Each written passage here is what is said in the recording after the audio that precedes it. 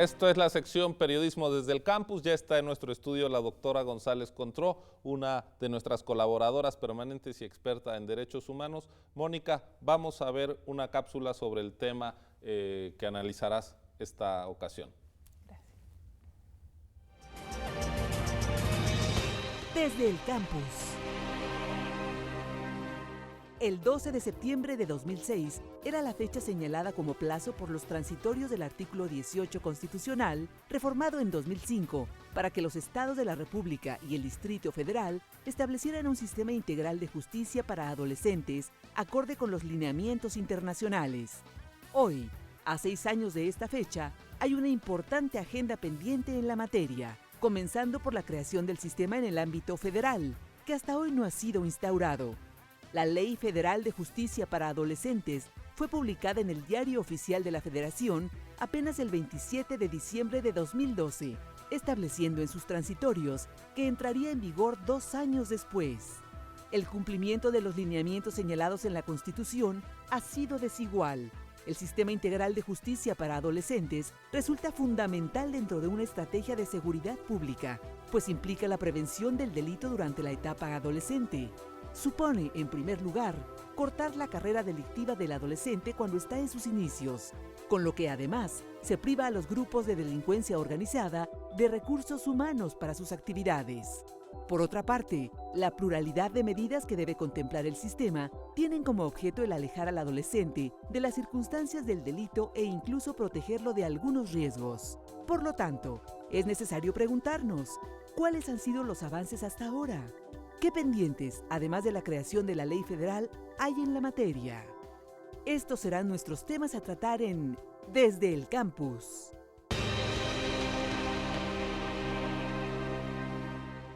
Mónica, pues bienvenida a tu espacio.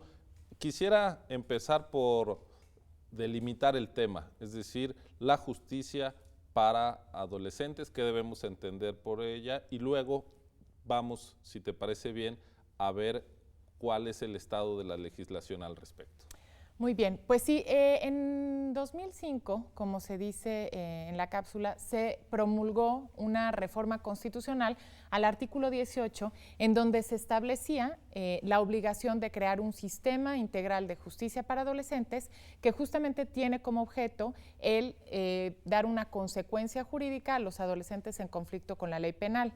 ¿Qué es lo que teníamos antes? Antes teníamos un sistema tutelar que no cumplía con los lineamientos internacionales, en particular la Convención sobre los Derechos del Niño, porque no contaba con las garantías del debido proceso, es decir, no tenía todos estos elementos que ahora señala claramente la Constitución, acorde con los instrumentos internacionales, de, por ejemplo, la obligación de tener un juez imparcial, la obligación de especialización de todas las autoridades que intervienen, de ofrecer pruebas, de ser sentenciado o ser la medida impuesta de acuerdo con la gravedad del delito y no con las características del adolescente.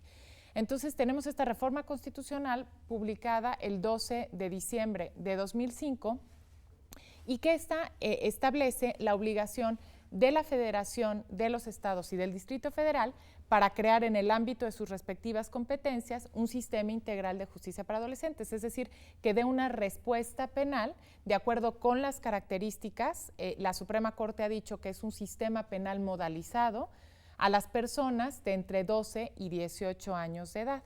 Entonces, esto es lo que supone, y me parece que es importante en 2 aspectos. En primer lugar, porque el tema en sí es importante, porque se trata de un tema de derechos humanos, en donde México tiene que cumplir con los tratados internacionales, en donde México tiene determinadas obligaciones y la Constitución ha recogido estas obligaciones.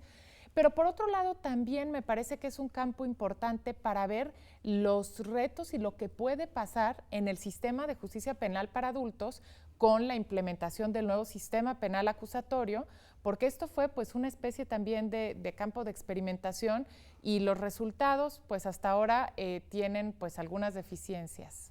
Además, la reforma en 2005 que implicaba la realización de leyes secundarias para septiembre de 2006, es decir, estamos hablando hace 7 años, ocurre en un momento importante en términos de avance normativo en el reconocimiento de los derechos humanos y su fortalecimiento, pero también en un momento de mayor vulnerabilidad de los derechos y de la condición de los adolescentes y en general de la población, pero en particular de los adolescentes, por la irrupción de la ola de violencia que hemos vivido precisamente en estos años y que tiene como sus protagonistas y como sus víctimas con mucha frecuencia a personas en estos rangos de edad.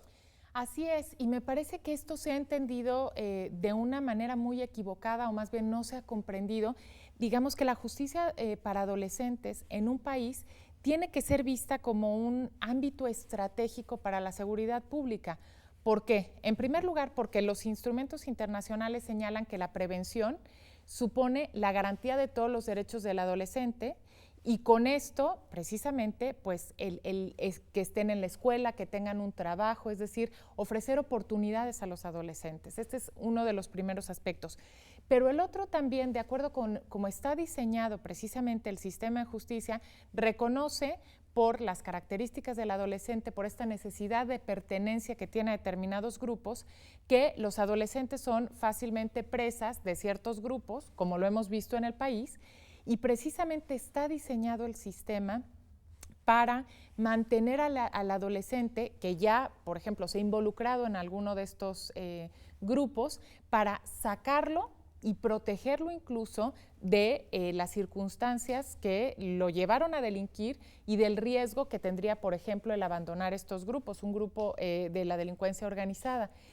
Y no se ha entendido esto y se ha dejado pues de manera marginal. Tenemos a 7 años precisamente de esta entrada o de que supuestamente tendrían que estar creados los sistemas, que hay que decir que los transitorios no contemplaban a la federación, no tenemos muy claro por qué, si fue una omisión o fue a propósito, pero a 7 años no hay un sistema de justicia federal, que eso es la primera muestra que no se le ha dado la importancia, y en los estados se ha pues dejado, han tenido que asumir los estados los delitos federales, tratándose de delitos graves, con muy pocos recursos y con además interpretaciones de los lineamientos constitucionales desiguales y además muchas veces regresivos y contrarios a los derechos humanos. Imagino que aquí hay varios problemas que se cruzan. Uno, la propia participación de los jóvenes en actividades ilegales, el ser víctimas de estas actividades,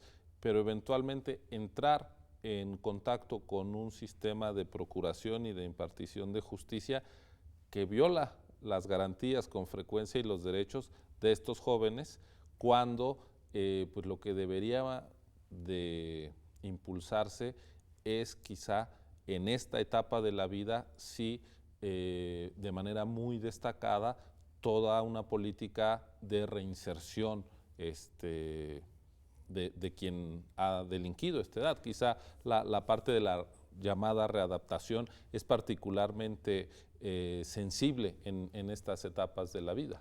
Precisamente, y uno de los fines, y esto se señala en las exposiciones de motivos de diversas leyes del sistema, es dar al adolescente una experiencia de legalidad, es decir, este mensaje muy claro de que si rompemos una norma, hay una consecuencia jurídica. Entonces, este es uno de los primeros fines y el resto es a través de las medidas que están contempladas en las mismas leyes, precisamente tener la reinserción social y tienen un fin reeducativo. Entonces, a diferencia del sistema penal adulto, se promueve la despenalización y las medidas son, por ejemplo, trabajo comunitario, prohibición de acudir a determinados lugares, internamiento en tiempo libre, obligación de inscribirse a la escuela o de adquirir un trabajo, prohibición de frecuentar a determinadas personas, cambio de domicilio incluso, en este sentido, como decíamos, de alejar al adolescente de los riesgos.